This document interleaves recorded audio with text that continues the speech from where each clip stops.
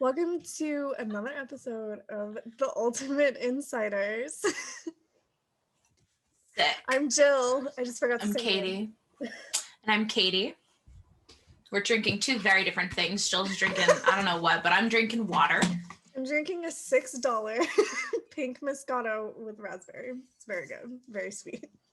It doesn't even taste like alcohol, which is my favorite. And I'm drinking water because it's currently 2:03 my time. It's only 5 o'clock my time on a Thursday. Hey, 5 o'clock afternoon. somewhere. Exactly, on a Thursday afternoon, and I said, you know what, I want some wine. And we just went grocery shopping and bought it, so I wanted to try it, so it's fine. Okay, so today we're talking about Gossip Girl Season 1, Episode 4, titled Bad News Blair. Katie, when did this episode air? You know what? That's a great question, Jill. I can tell you, I do know what the episode title is referencing. I do too. And it is The Bad News Bears, which is a movie about a tiny little, about a underdog of a baseball team just doing what they do. They get a girl on their team. I'm sure they don't. I'm sure the boys don't like the fact that they added a girl to the team, but you know what? That's when you say F gender norms. Sexism. And then I remember that's like first of all, it's like a really old movie. And second, they remade it probably like 15 years ago. Yeah. And I don't think that one was as successful. Probably not. Because I don't think remakes are usually as successful unless it's like The Parent Trap. Yeah, like because the newer Parent Trap is obviously superior. Like we love Lindsay Lohan. It is in the late 90s. Dennis Quaid. And Natasha Richardson. I was so in love with Dennis Quaid because of that movie. I learned that other people thought the same thing I did. I was not the only one who thought that Natasha Richardson in that movie was Princess Diana. You thought she was Diana? No, I thought that Princess Diana was playing the character. I never thought that.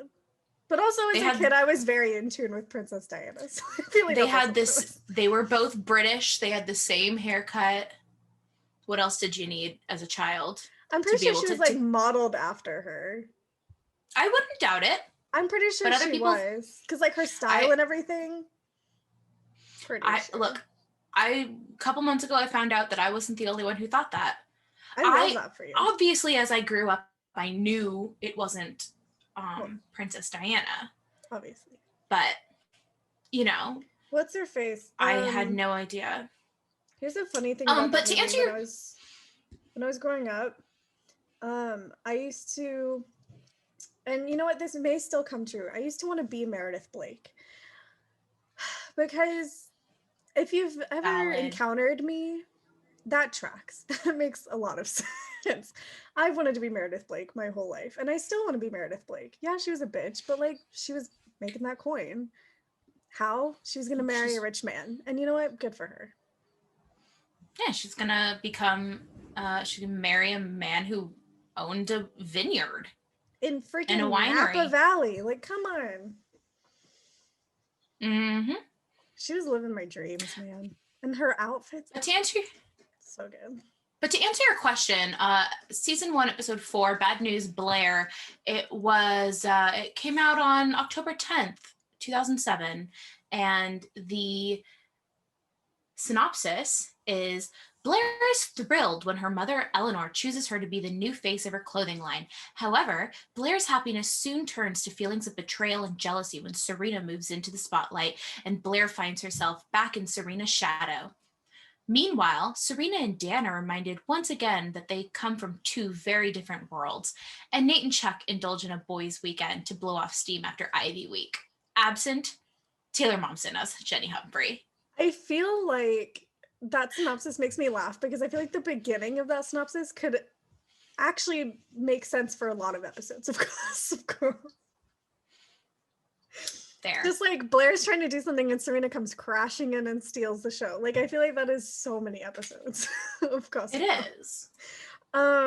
So my first note I have is just Eleanor, my queen, because I love Eleanor Waldorf. I adore that woman so much. Yeah, and this is the first time we see the new Eleanor. Yes, which is, she's so good. I love her. I didn't realize it was 4 episodes in. I didn't either. I thought it was like at least the recast. Yeah, but the episode starts in a Blair Waldorf dream where she's doing breakfast at Tiffany's, but it ends up being breakfast at Bendel's. But it becomes breakfast at Bendel's, and she, which foreshadows that one part of the episode toward the end of it. Oh, toward the end of the episode, there's a part where Eleanor's like, "Oh, Bendel's really wants this." Oh, I was like, "What are you talking about?" No, that's at the beginning when they say that that's. No. Well, yeah, but then it's like toward the end of it, she brings it up again to be like, "Blair, come back. Bendel's needs me to have this done." Like they say, Bendel's a lot. Bendel's will legitimize. Yeah, they do. Like Bendel's doesn't exist Bendel's anymore. will legitimize this. Yeah, Bendel's doesn't even exist anymore. It's embarrassing. Mm-mm. But yeah, and then so Blair walks up to Bendel's, and in the window display, you see Serena sitting there with the 2 minions, and she's like, "This is my fantasy. This is my dream." I love the Blair Audrey Hepburn fantasy dreams so much. They make me so happy because that's how I wish I dreamt, but instead it's just a bunch of nightmares that are garbage. But I don't know. I feel like in my head, I daydream in Audrey Hepburn movies. Mostly like Charade and Roman Holiday, but sometimes Tiffany. Valid. I don't necessarily daydream in movies. I daydream in memories. So yeah. I just find myself like lost in the past. So like the one I keep going back to right now is when I was in New York, summer 2019. My friend and I had spent the day apart because we're like, we need this for our sanity. Yeah. And like, that's the thing. My friend and I were very like clear with each other. We're like, love you, love going on vacation with you, but we need time apart. That's how me and all my friends are. And I'm very glad that we're that way. Yeah. I'm like, I don't need to be attached at your hip. We're going to spend this day apart and we'll come back together. We'll see a show. So I had like gone back to the hotel because it was so hot that day. And we were going to meet up to see Oklahoma at Circle in the Square.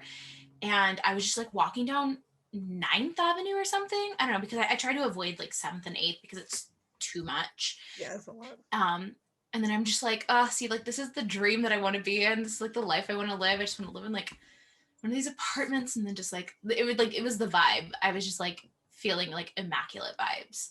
Yeah. So those are so I'll just go onto like Google Maps Street View and then just take that route again and just like walk that route again. I will like, I'll do that and then I'll go on Zillow and like look at like Upper East and Upper West Side apartments. Like, always. Zillow, apartments.com, Street Easy. Like Street Easy, that's my dream. So that's how I fantasize. I just found like my dream Upper West Side 1-bedroom apartment and it's super cheap right now. And I'm like, if I had the money, I would leave at this very moment. But I don't because I'm in college and I'm broke. But it's like perfect. I'm like obsessed with it. But it's fine. Yeah. So next we have Carter Bazin shows up. Love Carter Bazin. Carter Bazin, when he shows up, Nate says, "Oh, we haven't seen you since we were in 8th grade and he was a senior." Mm-hmm. And then he's coming to crash last weekend. This dude is a creep. It's like, why is a college age he's older person than college technically? Like he would probably be out of college, right? No, because that's hold on. So 8th grade, like 5 years, and they're juniors. Mm-hmm. So 9th grade he would be a freshman in high school. So he's like a junior in he would be like junior age in college, which is like, why would somebody who's a junior in college presumptively 21 years old come to crash a high school party. Do you know why? It's gross and I hate to it. steal Nate's Because money. he wants yes, exactly. It's creepy though. Well, but also think about it this way, because like I don't think of it like that at all, because in my head I'm just like, oh, I mean, societal wise, I mean, they were hanging out with him anyways at that age. So like, and honestly, he's probably he's as immature as they are. So like, there's barely a difference. But like when I was a senior in high school, there's no way I'd be going to an 8th grade party. Not that I went to parties in high school anyway, but right. I don't know. I also just think about it like, because I'm so much younger than my oldest sister, and my oldest sister, like all of her friends are my friends. So like they always like invite me out places with them. They've always done that. So like I also just think about it that way. Yeah, but that's different because like both Chuck and Nate are only children. And then we don't know if Carter has a sister. Did they say at some point? I feel like they say he's got a sister. Has a sister. But like that's it. It's weird and I don't like it and it's gross. I love Carter's arc in like season 4. I love Carter in season 4. Okay, but in season 1, episode 4. Yeah, he's I know, but he's not a bad dude. He's just kind of fucked up. That doesn't mean he's a bad person. He just makes questionable choices. My like number one question about Carter is, okay, at one point he says that he was doing cleanup post Katrina, and then he climbed Machu Picchu. Yet all this time he said he like gave up his family money. So how is he doing this? How is he affording to go to New Orleans? How is he affording to go to Machu Picchu? Like, because where he's is borrowing money from people, and that's why he needs Nate, is to pay people back. I don't like it. That's why he knows where all the poker games and all that shit is because he's like, I keep borrowing money from people because I'm a fucking mess. But he's a mess in the fact where he's like, I don't want to be surrounded by these Upper East Side people, but yet I'm going to keep surrounding myself with these Upper East Side people, but I'm going to like make it seem like I'm not. Like I'm totally chill, I'm totally cool. I've completely rejected the Upper East Side, yet here I am crawling back looking for money because I want to support my lifestyle while also pretending and putting on the front that I'm rejecting it. And this is where he tricks Nate, because Nate sees him. Nate actually wants to reject this like Upper East Side because he's because Nate's been radicalized good for anyone. Like he's just like, this is fucked up. Yeah, and he's like, so Nate sees Carter. He doesn't see through Carter's like veil of him just being complete BS. Which is also, and he's like, it's also like Nate has these horrible over-trusting issues. I love him more than anything, but he trusts too much. Like he's so trusting of other people, and it's so sad because innocent. Like he puts himself in these he puts himself in these situations, and also he's a teenager, so it's like he puts himself in these situations where he's like, this person's my friend, this person is looking out for me, like he just wants to hang out with me, he just wants to be my friend, and then you find out that that's not at all what it is, and that's sad. Like that makes me so fucking sad. I know, but and Nate sees Carter, like he sees Carter on the surface level being like, yeah, he rejected it, but he doesn't understand, like, this man is about to completely take advantage of you, like you are buying into his like ploy, right? And it makes me feel sad for Nate, but at the same time it's like you have to do some like critical thinking by like, okay, this guy's he's saying that he's rejecting the Upper East Side, he's saying he's rejecting, you know, the 1%, and yet he still wants to come along for Lost Weekend.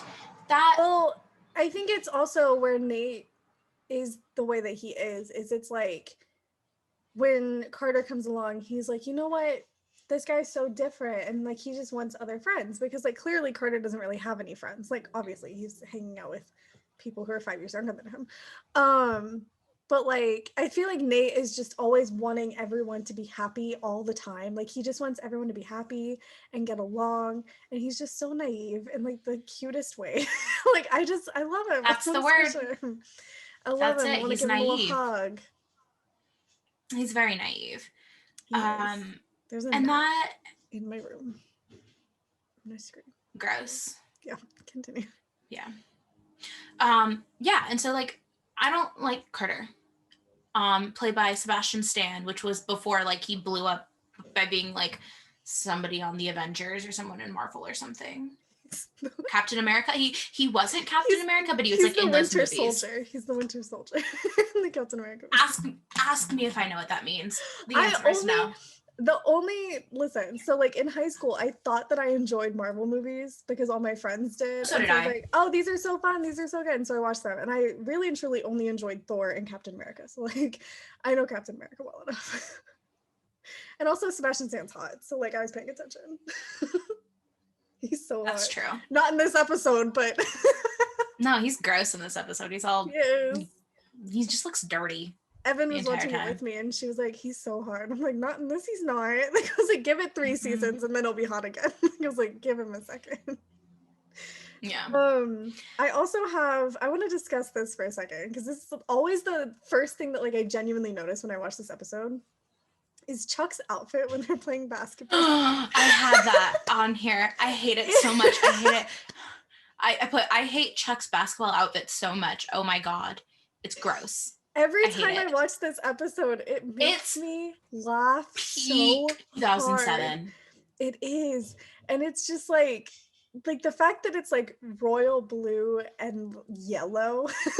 It has crowns all over it. I'm like, I couldn't even tell what brand it was. Like I was like, I can't even tell what brand was doing this in 2007. The thing is, it doesn't matter what brand it was because a lot of them were. It's like I'm just remember in 2007 I was at a private school, so I wasn't wearing clothes that weren't a uniform, and so but I do remember walking into like a JCPenney and seeing nothing but that pattern and it being absolutely repulsive to me. Ugh.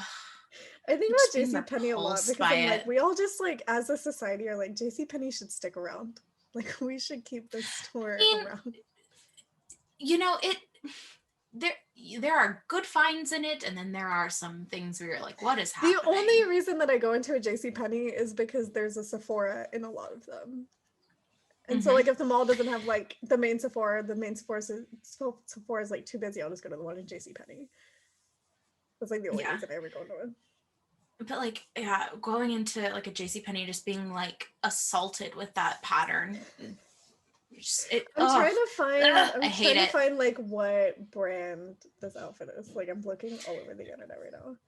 I don't know. But the thing is everyone else wears like a normal basketball outfit. Well, and here's the thing is it also reminded me of this one I'm trying to think. So there's this like featurette for season 1 of Gossip Girl. I'm pretty sure it was a DVD extra, but we had it on our iTunes because we bought so much shit on iTunes when we were younger. But it was like one of like the free things that there was. So there's like a featurette on like the fashion of season 1 of Gossip Girl. And I watched it so much as a kid. There's so much of it that's like ingrained into my mind. So like my opinion of Gossip Girl is like formed through like these videos. And so there was one part where like one of the wardrobe people was talking about how there's a huge difference. There's like a stark difference between Chuck and Nate putting outfits together. And the difference is Chuck tries to look put together, whereas Nate just doesn't. That goes completely against this outfit though. Well, but that's the thing, is you think it does, but it doesn't, because he literally worked so hard. He put that outfit on and he said, yes, this looks so good. I'm gonna wear a yellow fucking what sweatband on my head and it's gonna look so lush and it's gonna look so good. And he walked out of his freaking apartment or hotel room that day and he said, this is it. And Nate shows up in gray basketball shorts and a blue tank top, probably from like Adidas or Nike or Walmart, for God's sakes. Like it literally looks like he walked out of a Walmart with his basketball outfit on, and Chuck's out here wearing like whatever the hell he's wearing. And I just think it's so funny. Like Nate didn't even try and Chuck did. I'm repulsed by this like pattern. It's so bad. It disgusts me. It's so bad. The thing is, it doesn't feel like something Chuck would wear. Well, because how often would we see Chuck in active wear? Like I think that's the main issue. What do you think Chuck would wear in 2021? What do you think Chuck would be wearing as activewear? As activewear, he would be wearing running tights with shorter athletic shorts over them. And like in the winter, I'm thinking like fall, winter, he'd be wearing running tights with shorter athletic shorts over them, and probably like a quarter zip, tighter, like sweatshirt. Okay. That's genuinely what I would picture him in.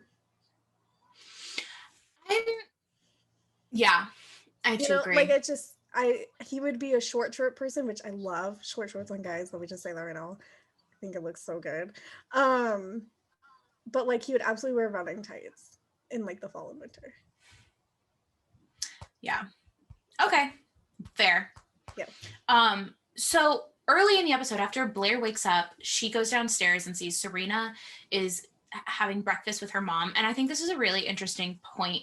They don't like talk about it a lot, but you see where Blair's like eating disorder stemmed from, or her comments from her mother. And it's something that, which is usually the case. Mm-hmm. Because she peels apart the very tip of a croissant, and her mother is like, how about you have some low-fat yogurt instead? Yeah. And you see Serena notice it, and she's like, oof, maybe we don't, how about we change the subject? Which is funny because it's like, anytime someone's like, how about like low-fat yogurt or something like that, it's like an alternative. I'm like dairy's better for you. Dairy's gonna make it worse. I'm like, I don't understand that. But I don't know. That's also just me having a dairy allergy and understanding very much how dairy like fucks up your body. Yeah, and then you see Eleanor at the same time, like after that, after they've changed the subject away from food, she's like, come on, Blair, sit up straight. She like goes, Blair, come on, and like makes her sit up straight. My mother used to do that to us all the time.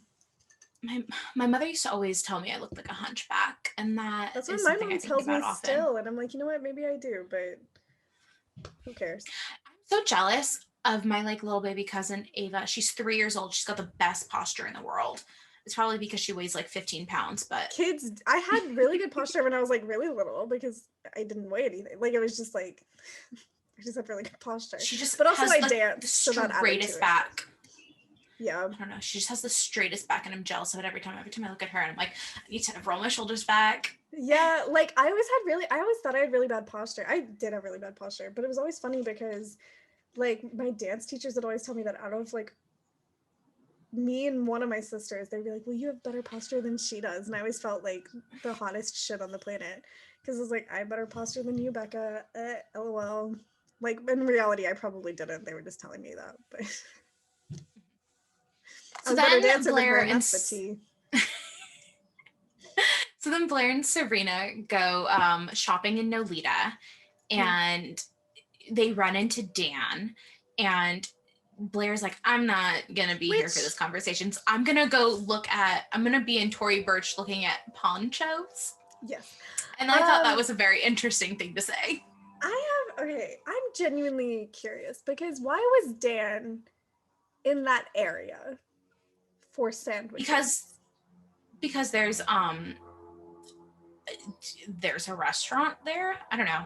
But like, if you're picking up Cuban sandwiches, there are like a bazillion places in Brooklyn. You didn't have to take the train an hour and a half. Like, that's my thing. Is maybe like, Rufus loves that certain restaurant. I hate Rufus. I hated Rufus oh my god, I hate Rufus. Rufus made me so mad in this episode. He always does. But like, Dan pissed me off in this episode. Oh my god, like I literally have in here like, Dan makes me want to kill myself. And then I have Dan lurking. Dan in this episode. I don't like him in this episode. He is too much. Like, okay, so my main source of my like hatred for Dan in this episode in particular, because I'm gonna say that like in almost every episode that we do. My main thing for this episode in particular is it's the things he says about Blair, and while they're not entirely untrue, he takes it too far. Like he takes it to like a whole nother level considering he doesn't know this person. Like you don't understand her, you don't know her. And like Mm-hmm. Like that really, really bothered. And the extent that he takes it to, it's like a whole monologue of just like adjectives describing her in the horrible Yeah, way. and it's wild because in that monologue, because he's going off on Blair because Serena says Blair is her best friend, and he's like going off about it to Rufus. Yeah. And in it, he says she's wrapped up in this like 95-pound something. And I'm like, the amount of like, I don't understand. This is a weird thing to talk about. The idea of Blair being 95 pounds and then her mother still having like a weight issue with her, it it's it's so absolutely ridiculous. And I know it's because her mom spends a lot of time around supermodels who are unhealthily skinny, like who are 5'8", 5'9", and 95 pounds, whereas Blair is like 5'4" and 95 pounds, which is more likely to be That can't healthy. be even five. I was don't know. 95 pounds when I was And Blair's age. I haven't been 95 pounds since I was 10 years old. See, but that's the thing though, is it's like, I don't like Blair's mom. I genuinely think it's because her mom spends so much time around supermodels where it's like long and thin. Like you are tall and you are thin and you are all sorts of unhealthy. And I don't know. It's just it was a huge, and I mean, that was also a huge, 2007. it was a huge issue in that era, like in that period of time anyways. So that also adds to it. But It's just, it makes me like really uncomfortable when people, I don't know. It's just, I mean, I've always had my issues with weight my entire life. yeah. And the idea of somebody thinking that like 95 pounds is too heavy it like makes me want to cry, Yeah. because we put too much emphasis on like the number on the scale, and like I'm guilty of it like still. Yeah, same.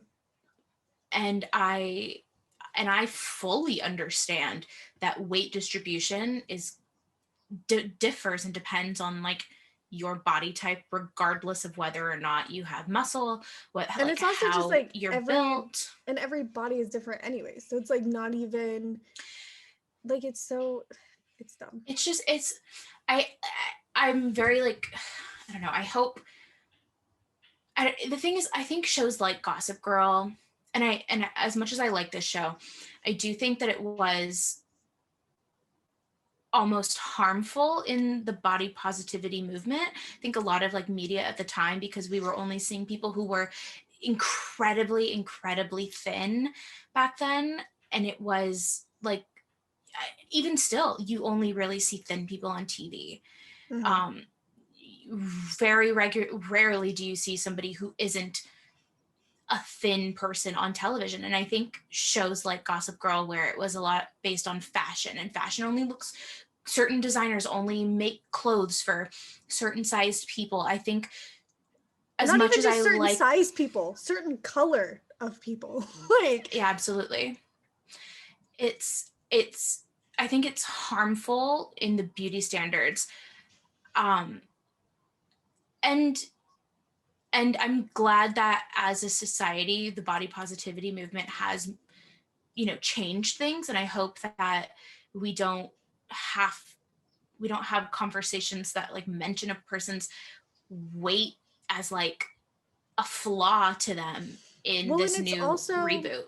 and it's also like the way Dan said it, it's like even the way he was saying it sounded like he was making it a bad thing. Like, you know what it like it's Not But like not in the way that Eleanor would make it a bad well, thing, where no, it's like, but oh, you're that's too heavy. because He'd be like, oh, she's so tiny. right, but it's like, but even then, I hate when men say that.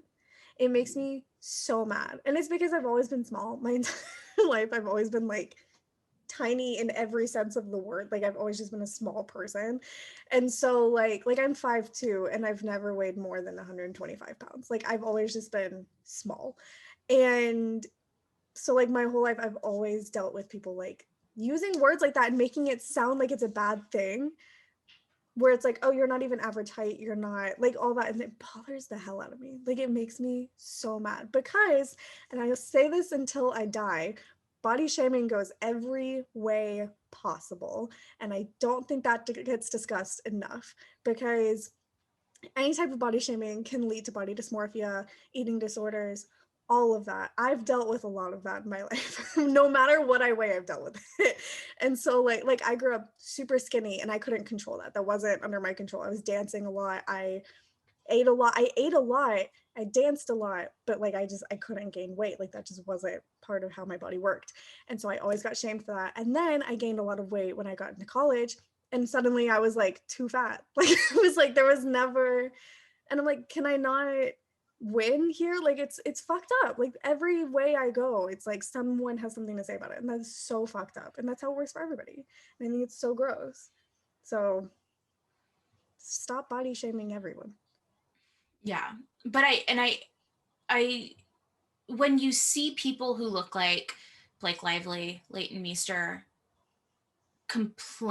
not complaining, but being like ridiculed for their size, it's, I don't know, for the average American person who does not look like that. They don't have those features. They don't have that absolute lack of like body fat percentage. It's, I don't know, I think it's kind of harmful.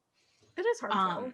Even if you don't realize it, you don't, even if it's not blatant, you hear these things and you internalize them, even if you don't think you are. And then the next time you're like looking for something, it can just like come out. I don't know. I think people need to be more cautious of what they're saying. Yeah. Just like think things through a little. Yeah. But it was 2007 and things were weird back then. Right, like 2007 was a train wreck. So like, but it was just like the amount of things that he said about Blair in that scene, the way that he said them, when pardon Blair for needing her friend. Like, I'm sorry, but like, excuse Blair for needing her best friend that she's been without for like a year. You can go 5 minutes without seeing Serena again. Like, honest to God, that's really annoying to me. And like he takes out all of his anger on Blair. That's just like what he always does throughout the course of the show. He takes out a lot of what he feels on Blair. And it's all like genuinely projection. Like I fully believe that it's all projection. Because, and I'm gonna be honest with you here, Serena's an idiot. Serena is low-key an airhead. And I hate saying that because I hate categorizing women like that. But she is an airhead. Like, she is not the brightest person on the planet. And she's smart. She is insanely book smart. I'm going to give her that. She's super smart when it comes to like school things, but common sense, not all there. Like, I mean, she shows up to the photo shoot, or Blair shows up to the photo shoot and is like, what did you think when you didn't see my name on the call sheet? What did you think when you didn't see my name on the dressing room? And Serena's like, they told me that you were running late. Her name would still be on the call sheet. Her name would still be on the dressing room. All of that. Don't act like you didn't realize. Like, that is so fucked up to me. That bothered me. And like, Serena always bothers me with things like that. Like, that's always made me angry. It's like Serena will do these little things that she doesn't realize are so detrimental to other people. Like, she doesn't even think about it. She's just like, oh, how is this going to get me further along in what I want to do? And like, while, yeah, a lot of people are like, she didn't have malicious intent with that. And maybe she didn't, but she still should have realized. Like, sorry, but Blair should have been there. Blair would have been there no matter what. I don't think that she would have been running late for that. I also, okay, so the photo shoot is because Eleanor is she's going to start some like partnership with Bendels, and she wants a new face to appeal to the younger audience. So she's like, who better to represent Eleanor Waldorf than another Waldorf? And then they do some test shoots. So she's like, Blair, you'll be my model. You're poised and perfect. Like, and she even said like, Blair was my first dress form. Like, that was like, which I thought that was like the cutest line. I love that line. It makes me happy. Yeah.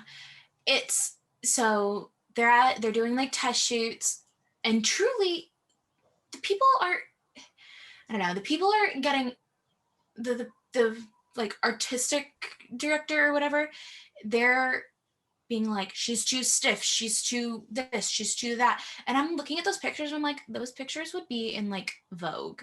Like they're Like they're so like good like photos. perfect and poised. And like I Yeah. understand what they mean. And they're like, we need to appeal to like a wider audience. Well, guess what? Your wider audience isn't shopping at Bendel's. Right. Like, and I love those photos of Blair. I'm sorry, Me but any too. photo you take of Leighton Meester, she's not going to be ugly. Like, you can't take a Mm-mm. bad photo of Leighton Meester. But like, I don't know, like that whole scene is just so funny to me because like I watch it back and I'm like, yeah, she was stiff, but at the same time the photos like fine. Like I see nothing wrong with those photos. Yeah, they're great. But And then they have like a sleepover, and they're always like Blair and Serena, then the minions are just like perfecting their model poses. yes. And she's like, you have to elongate the spine. And then Blair goes, no, you got to put your hand on your hip and pop. And pop. Literally, it reminds me so much of like, which again is a very 2007. It's a very 2007 pose. Every like Tiger Beat issue had like a poster of like someone like Ashley Tisdale or Miley Cyrus or something doing like the like literally doing that exact now pose. I will never put my hand on my hip. No, I can't. No, I can't. Like, I'm like, I can't do it.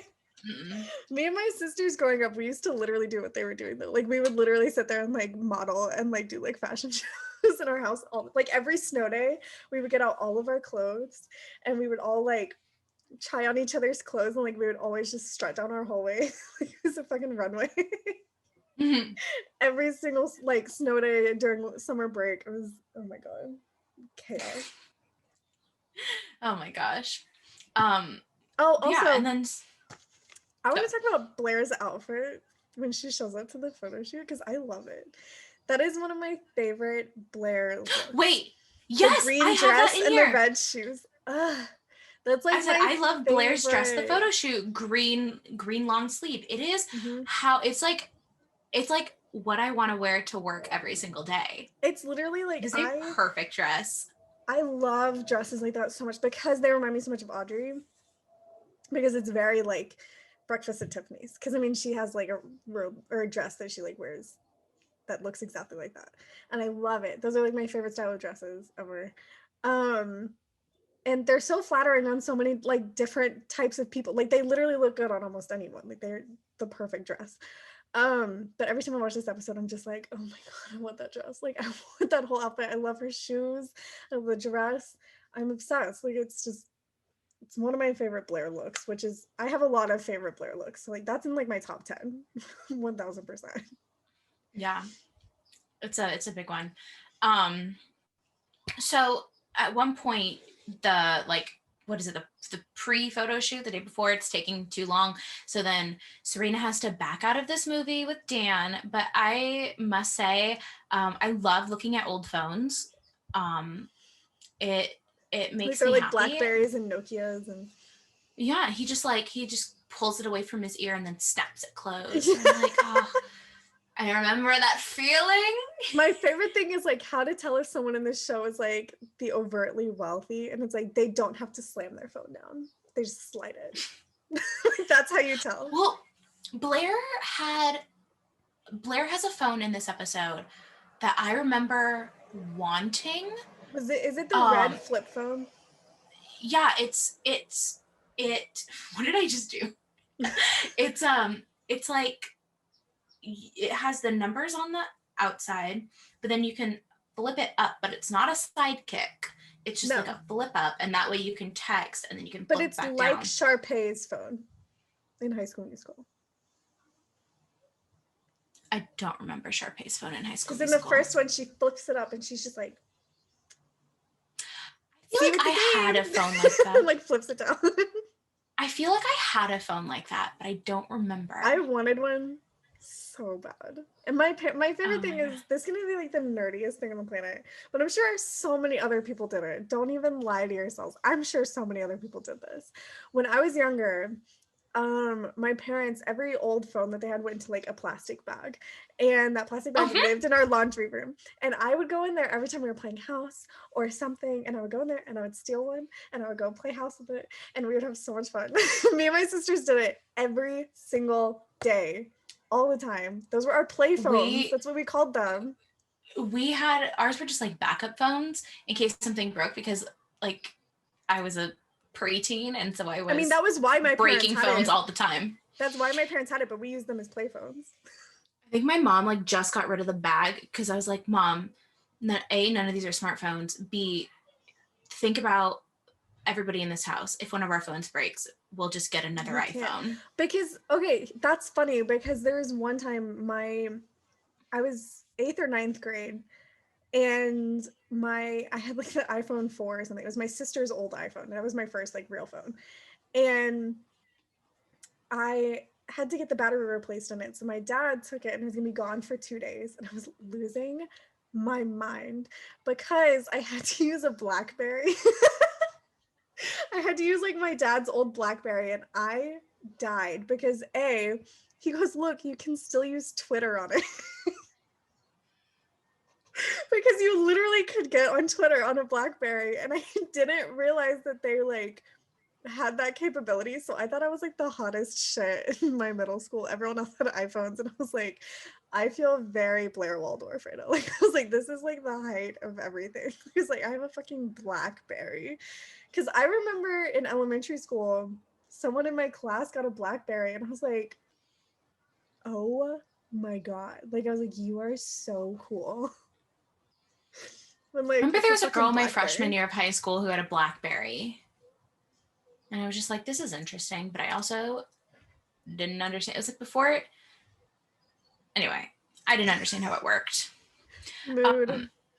But yeah, so I love looking at old phones. I think it's so funny, and it also is incredibly dating of when a show is, because they're like, but the thing is they use them because they're trying to be like, oh, these people have money, these people are so important, look at the phones they can afford, and then 6 months later it's the old phone. Yeah.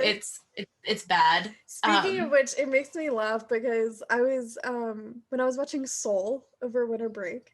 I still haven't watched it. I need to. You need to. It's so good. Me and my sister, we were watching it, and she goes, does he have an iPhone 12? And I was like, wait, does he? He literally has an iPhone 12 in that movie. Like they animated an iPhone 12 and it looks just like it. It was crazy. I was obsessed. Or is it just an iPhone 5? No, Well, that's what we were saying. We were like, how does he afford an iPhone 12? He's like a part-time jazz teacher who's like waiting to make his big break, and then like all of a sudden he has an iPhone 12. Like, hello. Anyways, so I also have the note. I have the captain ?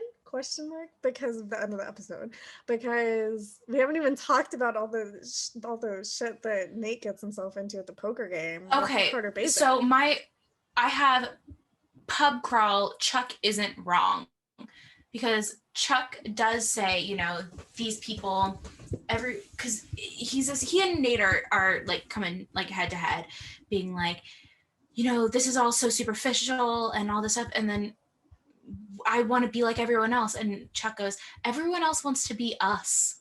And I'm like, you're right. You're right. Yeah, like absolutely right. Everybody does want to be you. Everybody wants to have like lavish lives and luxury and whatnot, but he's not wrong. I also have a note in here that I have no idea what it means. I put how many, none. I don't know what that's in reference to. No clue. How many? I put how many dash none. I think that was probably a quote, and then I just have no idea what it's quoting. I can't even think of what it was.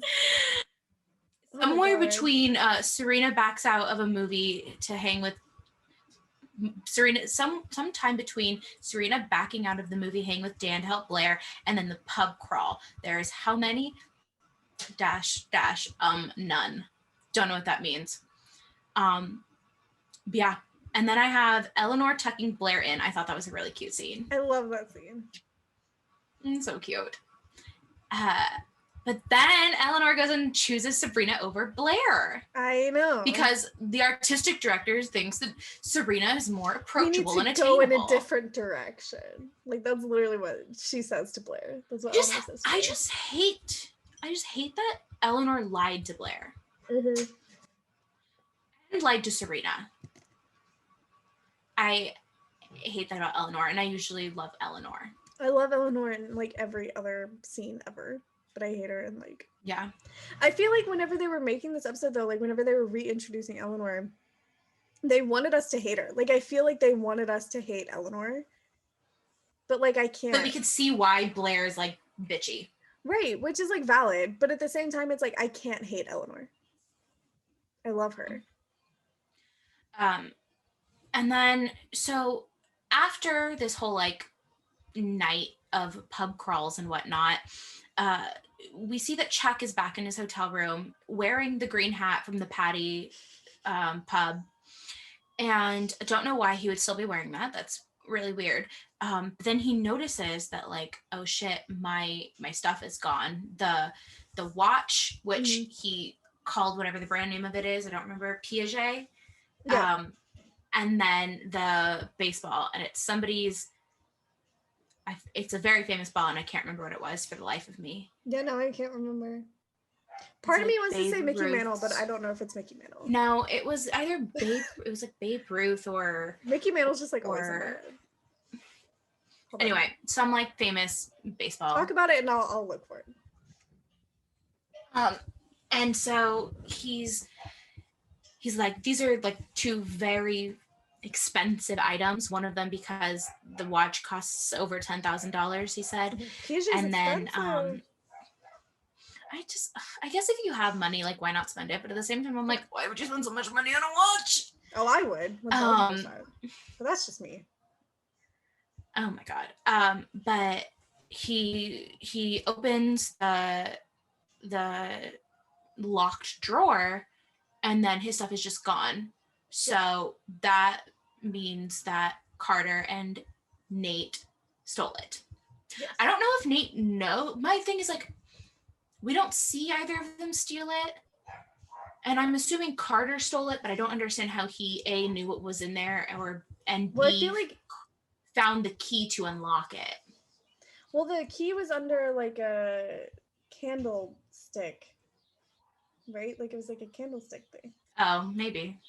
Babe Ruth. Babe Ruth's called Chuck, the most famous homer he ever hit. Okay. Yeah. That's it. See, I knew it was Babe Ruth. Yeah. I was like, Babe Ruth. I don't know why I was thinking Mickey Mantle. I don't know. She's like always in my brain, I guess. Who knows? But yeah. And he's just stole them.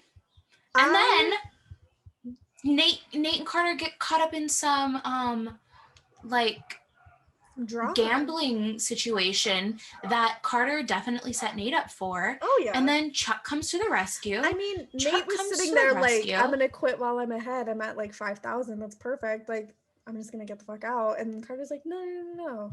The table's about to get really small. Everyone's about to show their true colors. Like, don't worry about it. And Nate's like, I think I should quit while I'm ahead. And Carter's like, no, don't worry about it. And then like he loses everything. Like, oh my gosh. He plays him, and then Chuck comes to the rescue and is like, if you don't want me to call the cops, you can keep my ball, you can keep my watch, but you are letting Nate go. And I'm like, and then they try and get into a fight, and then Chuck is like, I'll bail you out. I'll give you all this money. Yeah. And then Nate looks in his bank account, and it's at 0, which is odd because he has a trust. And he had looked before, and there were $200,000 at the just for Nate to spend however he feels. Well, not really, because that's in his trust, so like he can't really get it without having to like ask his dad if he can get it out. Like he has to have permission to use it. Seemed like he was able to get it out at that moment. Well, he's able to look. He was just gonna transfer it over. Well, yeah, but it's drained by the captain, and that's when. Yeah. It's drained by the captain, and that's when we realize some fishy stuff is going on with the captain. Yeah, like he calls the bank, and they're like, "Oh, you didn't know?" And he's like, "No, what?" And they're like, "Your dad like pulled all this money out of your bank account," and he's like, What? For what reason? Gosh. Like, Um, but yeah, so back to okay, so like random side thing that's happening yeah. while all of this stuff is going on. Um, Rufus is at the gallery selling, as galleries do, selling art pieces of art. Yep. And then this woman comes in and she's like, oh, maybe my client wants to buy this. And then her client does end up wanting to buy it. And then we find out that the client is Lily. And she's like, I'm not going to put this in my house because I'm pretty sure Allison, the artist, doesn't want this in my house. Which she's not wrong because Valid. Allison hates her. Um, and I don't like, here's the thing. Here's the thing. I love Lily so much. She is one of my favorite characters in Gossip Girl. I adore that woman. I think she is such a good character. She's kind of fucked up, but she's such a good character. Um, but she talks a lot about how she doesn't ever want to see Rufus for someone who will find any excuse to go and see Rufus. And he does the same thing. Yeah. He talks a lot about how she's desperate and how she's looking for shit when he does the same thing. I mean, Yeah. like, I don't like them together. I cannot stand Lily and Rufus together. I think that they are a terrible couple. I love Lily and Bart, but that's just me.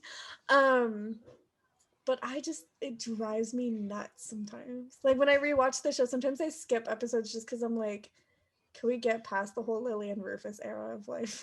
Like move on. Because I don't like it. Oh shoot. Dropping shit. Back at the photo shoot after Blair and Serena kind of like argue in a stairwell while Dan is eavesdropping.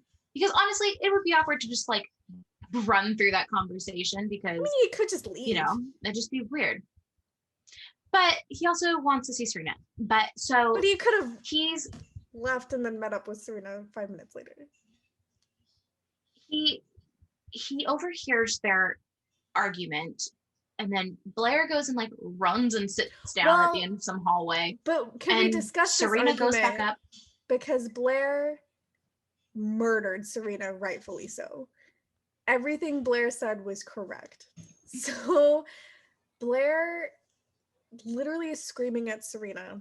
She's like, every time I have anything, you come in and you take it. Whether you realize it or not, you are literally taking everything that I love. Nate, my mother, my future, like my modeling career is not even like a career, but she even was like, I don't think she said my modeling career, but I mean, clearly that's something Blair was excited about, and Serena came in and took it. Like, it's either way, even if it wasn't a legitimate thing, Serena still came in and took something Blair was excited about. And Serena like looks at her and she's just like someone is finally putting her in her place. Hardly ever happens. And it's always Blair that does it. Like, it is almost always Blair that like is the most accurate about putting Serena in her place. Like, she tells it like it is so often. And Serena's just like standing there because she doesn't know what the fuck to do, because she's like, okay, yeah, you're right. Like, I don't want to admit it, but yeah, you're right. And then Dan, like, or she sees Dan or whatever later, and he's just like, and she's like, what, are you gonna tell me I'm a bad person too, or whatever? And I'm like, okay, relax. Like, calm down. Like, you're fine. Yeah. You were fine. Yeah. And but the thing is, Dan, after that conversation he has with Serena, he realizes, oh, Blair's upset because she's gonna lose her mom. And then so he goes to find Blair. And I think that the conversation the two of them have is a very sweet conversation. Yeah. Although I will say he goes to find her. He's like standing above her. She's like sitting on the floor of some like, come on now, who just started a motorcycle? But I think the conversation that Dan and Blair have is very sweet. He's like, he goes to find her. She's sitting down at the end of some hallway, just like gonna start crying. And they talk about like their mommy issues. Yeah. Or he explains that that he's got some issues with his mom too. That Allison said she just needed the summer away, and then the summer turned into the fall. The fall turned into winter, or will be turning into winter. Yeah. And only he's the only one that understands, like, oh, she's not coming back. Yeah. And I think that's a very interesting conversation that the two of them have, and it's the first time you really see Dan and Blair like connect on, like, yeah, connect and get along. Although I will say, there's like an upshot of Dan when he's looking down at I keep wanting to say Serena. It's Blair. He's like looking down at Blair, but whenever they do like the upshot of Dan, there's like disgusting stains on the roof in one part. I'm just so distracted by it. Yeah, okay. One of the things that bothers me though is they have like this huge like heart-to-heart conversation, a genuine conversation between the two of them, and they finally understand each other. And Blair lets up on him. Like, she's like, you know what? Fine.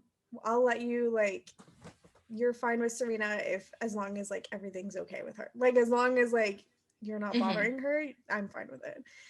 And but then, like, I'm sure in the next episode, if I can think of what the next episode is, I'm sure in the next episode Dan's gonna say how uppity Blair is and how shitty of a person she is. I'm sure that's gonna be a conversation. Oh, absolutely. Sure.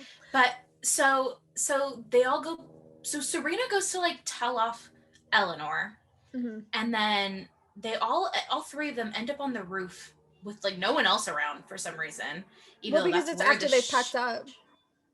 Because it was because Serena goes to find Eleanor before Dan talks to Blair. And she's like, I quit, I'm done. And then they like are like, okay, well, fuck. And then they pack up, and like 20 minutes later,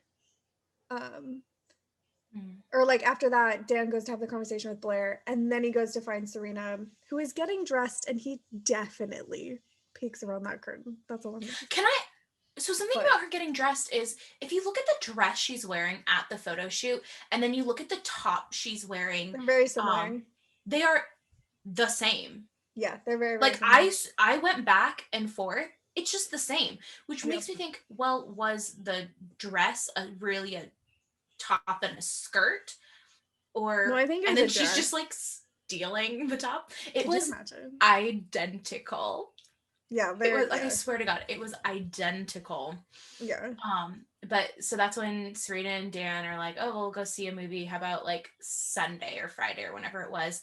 Yeah. And then Blair's like, I guess we can do that. And then so she's finally like okay with their relationship. Not that she wasn't to begin with, because she was kind of just like, she's always been like, Serena's gonna do what Serena's gonna do. Like when she answered Serena's phone earlier in the episode, and she's like, why are you, when she answers and Dan's the one who called her, she's just like, oh, fine, here you go, after she like torments him a little bit. Well, and like I don't know, like Blair's just the type of friend, she just thinks that Serena's too good for everybody, which is not entirely wrong, because Serena's like a fucking supermodel. Like, why is she hanging around Dan? But at the same time, they are very perfect for each other, if you know what I mean. Serena and Dan? Yeah, and by that I mean I used to like Serena growing up. I thought Serena was great, but as an adult, I cannot stand her. I don't enjoy Serena. There are a lot of episodes where I'm like, I love Serena, she's super cute, she's super fine, but that's the extent of it. Like, I'm just like, she genuinely makes me really angry a lot of the time because she doesn't get it. Like, she doesn't understand anything. That really stresses me out. So I just hate Dan, so I just, not my favorite. But and then at the end of the episode, one of my favorite scenes in the whole show, they steal the clothes and actually it's such a basic thing for me to be like one of my favorite scenes, because everyone loves this scene, but it's so good. They steal Eleanor's clothes and go have a photo shoot in Central Park, and it's truly like better, like that would work as the Bendels. I would have stolen those photos from Serena's camera. Like, if I was the artistic director, I would have taken those photos from her. I would have literally given her like $100 bill and said thank you, goodbye, and gone away. And then at one point they just like go up to a man who's taking pictures of a fountain and then just like force the camera into his They didn't even ask him. Serena's just like, here, take our camera and take our photo. It's so wild. But the Oh thing my is, like, they God. only wear the one outfit the entire time. But I love those dresses. It's such a good dress. I love that dress. It's a good like one. I want the blue one so bad. Oh, I want the orange one. Oh my God, Katie, should we get dresses that look like those and go and take pictures together? Hold on, I have to show you something. It's not a dress, but it's a jumpsuit. And it's like the exact same color. It literally is. Oh my God, that's iconic. Yeah. And I wore it to New York 2 years ago. Iconic. Okay, we need to wrap this episode up so we can do the other one because I'm starving. I need to pee. Yeah. So okay. It's a fun episode. It's one of those episodes where it's like, oh yeah, do you remember that one episode? Or like, do you remember that one scene or like that outfit or like there's something in it for everything. It's a memorable episode. It is. It's a good episode. All right, let's wrap this up. Where can people find us, Jill? On Instagram and TikTok, we are at The Ultimate Insiders. And my personal social media is at It's Jill Hayes on everything. And if you'd like to follow me, hi, I'm Katie. You can follow me on Instagram at Complete Katie or on TikTok at Katiefornia. It's a blast over there. Yep. So talk to you next week. Bye.